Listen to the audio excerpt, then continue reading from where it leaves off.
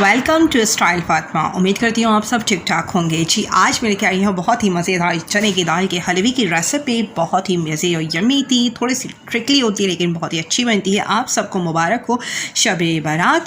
तो हम अपनी रेसिपी की जानिब जाते हैं कि किस तरह से मैंने यम्मी सा हलवा रेडी किया। बहुत ही ईजी है, ठीक है। मेरे साथ साथ लीजिए, रेसिपी स्टार्ट करते हैं। मैंने ज़्यादा हलवा नहीं लिया था, बस मैंने 1 कप मैंने दाल को 5-6 घंटे के लिए भिगो दिया था। आप ओवरनाइट भिगो दें तो सही है।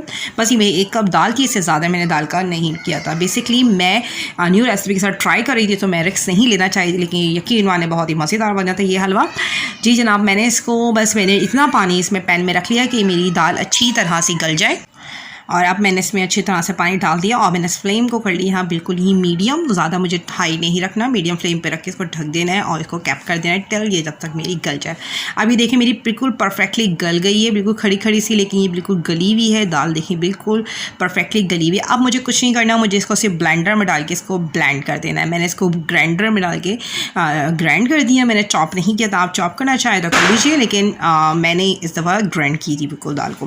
बिल्कुल मैंने दाल को बिल्कुल पतला सा ग्राइंड कर लिया। अब मैंने पैन को धोने की बिल्कुल जहमत नहीं की। मैंने उसी में 1 चमचा डाला घी और मैंने ब्लेंड की हुई थी सारी दाल वो भी मैंने इसमें डाल दी। मैंने बिल्कुल पतली सी दाल को ग्राइंड कर लिया था। देख लीजिए ग्राइंडर में जिस तरह से हम नॉर्मली अपने ग्राइंडर यूज़ करते हैं इस तरह से मैंने इसे ग्राइंड किया। थोड़ा सा पानी डाल के, ज़्यादा पानी नहीं डाला था क्योंकि अभी मैं इसमें चीनी और दूध भी डालूंगी तो उससे ऑलरेडी मेरा पानी इसमें अच्छा खासा हो जाएगा।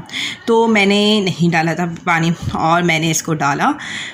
जो मैंने जग को थोड़ा सा वॉश किया था तो ये वो पानी मैंने इसी में डाल दिया और मैंने इस तरह से ऐड कर दिया।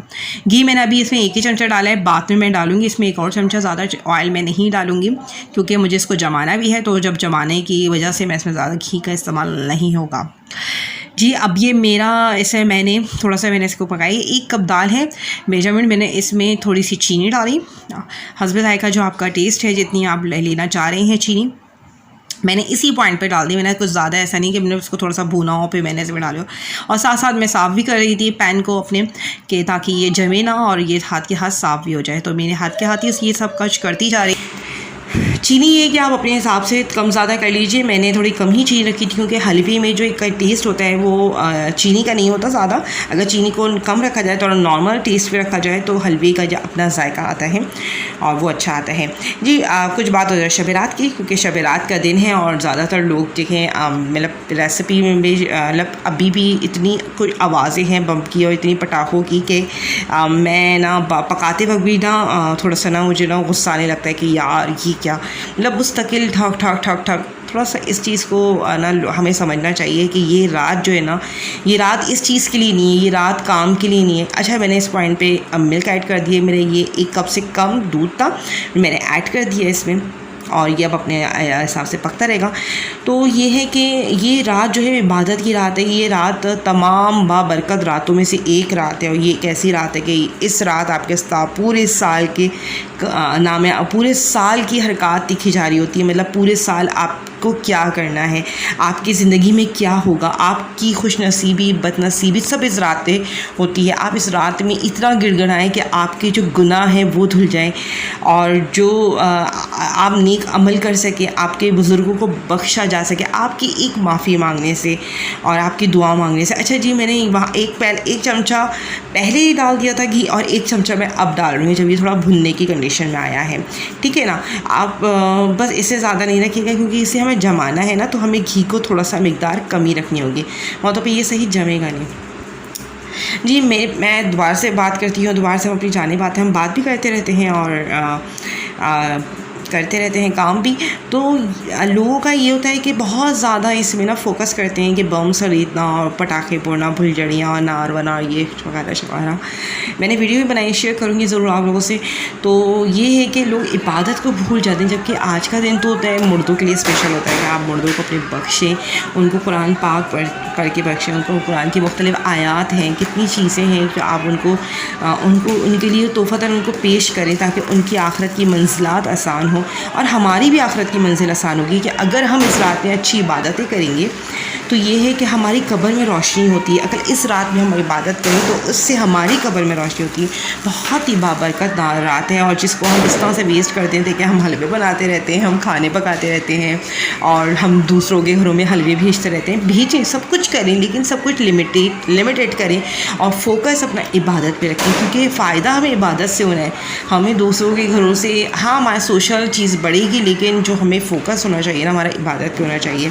और कहते हैं ना कि कब्र तो अंधेरी है, कब्र में कोई आराम की चीज़ मैसर नहीं है, कब्र बिच्छुओं का घर है। तो यही दिन है, यही चीज़ें हैं जो हम अपने कब्र को अपने लिए आसान बना सकते हैं।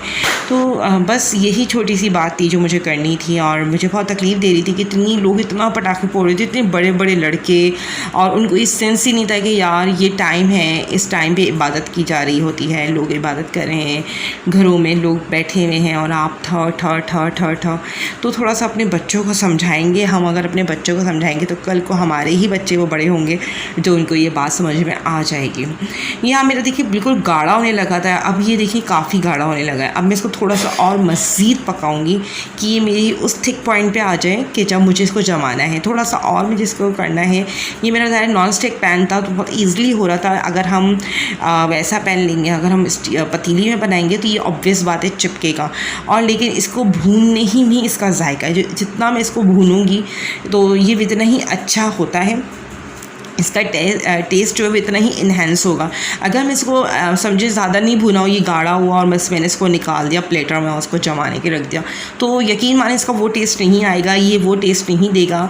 दाल अपना जायका जब ही देगी जब ये अच्छी तरह भुनेगी। इसका मतलब ये नहीं कि इसमें जलने की बदबू आ जाए, नहीं, हरगिज़ ऐसा नहीं करना।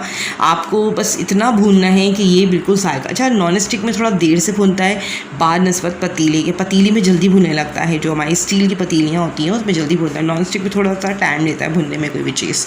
तो ये है कि थोड़ा टाइम ले रही थी भुनने में, और लेकिन मेरा माशाल्लाह से भुन गया था और टेस्ट भी बहुत अच्छा आया था और स्मेल बहुत अच्छी हो रही थी। आप इस पॉइंट पे चाह रहे हैं तो आप बादाम पिस्ता जो होता है उसको भी आप डाल सकते हैं, बिल्कुल ही कहते हैं चॉप फॉर्म में। तो ये है कि उसका जायका भी और अच्छा हो जाता है। अब ये कि मेरा जम गया था, मैंने प्लेट ले ली, एक प्लेटर ले लिया, उसमें मैंने ग्रेसी कर लिया, थोड़ा सा उसको ऑयली सा कर लिया, घी लगाएं, ऑयल लगाएं, वट एवर यू वांट। और मैंने इसमें तमाम हलवा डाल देना है जितना ही मेरा हलवा बना था, और मैंने इसमें सारा डाल दिया। अच्छा, अब मुझे इसको इतना ही प्रेस करना है जितना मुझे इसकी थिकनेस चाहिए, ठीक है ना। थिक रखें, ज़्यादा पतला कर देंगे तो इसकी जो वो होती हैं, जो हम वो बनाएंगे टिक्कियाँ सी, वो टूट जाएंगे। अगर ये पतला होगा, मतलब इसकी जो लेयर है वो हम पत्ती लगाएंगे तो वो उसके टूटने का होता है। तो थोड़ा मोटा ही रखें ताकि टूटे ना, ओके। और मैंने इसको रख लिया था, देखिए थोड़ा सा मोटा रखा, और मैंने इसे बादाम और पिस्ते का ऊपर से जस्ट फॉर द गार्निशिंग मैंने कर लिया। आप चाहें तो हलवे के अंदर भी शामिल कर सकते हैं, लेकिन बहुत ही फाइन वो हो, और ज़्यादा नहीं डाला था मैंने। और मैंने इसको इस तरह से इसको मैंने इस तरह से प्रेस कर लिया, और ताकि ये मेरा सारा बादाम पिस्ता जो उसमें सही से स्टिक हो जाए। और मेरी जो लेयर थी वो थिक थी, ज़्यादा थिन नहीं थी, पतली नहीं रखी थी मैंने, और मैंने इस तरह से इसको सेट कर लिया। अब थोड़ा सा मुझे इसको हवा में छोड़ना है ताकि ये मेरा सही से मेरा हलवे की जो मेरी जो है टिक्की हैं वो सही से बने, और ताकि उसमें कोई वो ना हो। ये मेरी जब मेरा थोड़ा सा ड्राई हो गया था हलवा, फिर मैंने इसको क्रॉस कर लिया इस तरह से करके। मैंने इसको पहले इस तरह से टेढ़ा काटा, ठीक है ना। सब पूरी मैंने इसको जितना ही मेरा था उसको मैंने एक ही इसमें पोजीशन पे अपनी नाइफ़ को रखते हुए इसकी कटिंग कर ली। फिर मैंने सेकंड जो कटिंग थी वो मेरी पूरी अपोजिट थी, ठीक है ना, बिल्कुल अपोजिटली मैंने इसको कटिंग कर ली इस तरह से। अगर आप इसकी टिक्कियाँ, आप जो इसकी चाह रहे हैं कि इसकी टिक्कियाँ हैं वो थोड़ी बड़ी बने, तो आप थोड़ा सा बड़ा करके कर लीजिए। मुझे नॉर्मल साइज़ की चाहिए थी तो मैंने नॉर्मल साइज़ किया, और देखिए कितना परफेक्टली निकल रहा था। ये तो इसके कोने की थे, ज़ाहिर है वो कोने थे और वो इसी तरह से निकलने थे। बस अब मैंने इसकी सारे टिक्कियों को इस तरह से निकाल दी गई, बहुत ही ईजीली आराम से निकालें, कहीं टूट ना जाए। और ये देखें बिल्कुल परफेक्टली मेरी निकल रही थी, और जो मेरी थोड़ी सी हो भी रही थी तो मैंने उनको कर लिया था सही। और ये इतना कोई डिफ़िकल्ट नहीं होता, थोड़ा सा थिन रखें। अगर मैं इससे ज़्यादा थिन रखती तो मेरी और परफेक्टली निकल जाती, लेकिन मैंने ज़रा हलवा कम ही जब बनाया था तो मैंने इतना ज़्यादा मैं थिक कर दी थी, तो फिर मेरा कुछ भी नहीं निकलना था। तो भाई अब ये मेरा बिल्कुल रेडी हो गया है। उम्मीद करती हूँ आपको ये रेसिपी मेरी पसंद आई होगी। उम्मीद करती हूँ आपको ये रेसिपी मेरी ज़रूर पसंद आई होगी। अगर पसंद आए तो लाइक कीजिएगा, अपने कमेंट्स में अपनी राय का इजहार ज़रूर कीजिएगा। आप सबको मुबारक हो मेरी तरफ से शब-ए-रात। अल्लाह हाफ़िज़। Watch my another video. I hope you like and subscribe my channels and hit the bell icon, please.